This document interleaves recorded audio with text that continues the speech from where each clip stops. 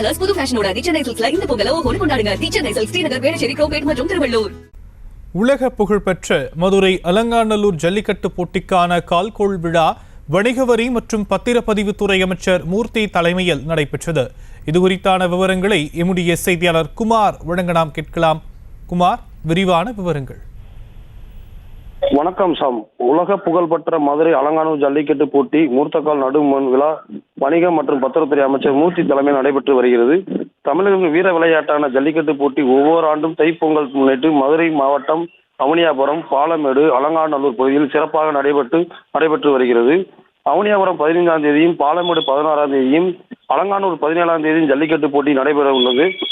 அலங்காநல்லூர் நடைபெற்ற ஜல்லிக்கட்டு போட்டி உலக புகழ் பெற்றது. இங்கு உள்ள முத்தாலம்மன் கோவில் முக்கிய நிகழ்வான அலங்காநல்லூர் ஜல்லிக்கட்டு போட்டி ஒவ்வொரு ஆண்டும் நடைபெறுவது வழக்கம். ஜல்லிக்கட்டின் முதல் பணியாக மூர்த்தக்கால் நடும் விழா முத்தாலம்மன் கோவில் பீடம் அருகில் உள்ள நடப்பட்டு விழா நடைபெற்றது. இந்த நிகழ்வில் வணிகம் மற்றும் பத்திரத்துறை அமைச்சர் மூர்த்தி, சோழவந்தான் சட்டமன்ற உறுப்பினர் வெங்கடேசன், மாவட்ட ஆட்சித்தலைவர் சங்கீதா, பேரூராட்சி தலைவர் ரேணுகா ஈஸ்வரி, கோவிந்தமூர்த்தி ஆகியோருக்கும் நிலையில் அலங்காநல்லூர் ஜல்லிக்கட்டு பொதுக்குழுவை கலந்து கொண்டு சிறப்பித்து வருகின்றனர்.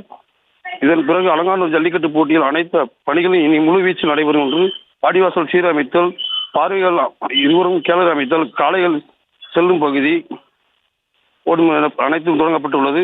போட்டியில் சுமார் 1000 காளைகள், 500 மாடுபிடி வீரர்கள் கலந்து கொள்வார்கள். இதற்கான முன்பதிவு இன்னும் சில தினங்களில் ஆன்லைன் தொடங்கும் என அமைச்சர் மூர்த்தி கூறியுள்ளார். செய்திகளை உடனுக்குடனும் துல்லியமாகவும் தெரிந்து கொள்ள சப்ஸ்கிரைப் பண்ணுங்க.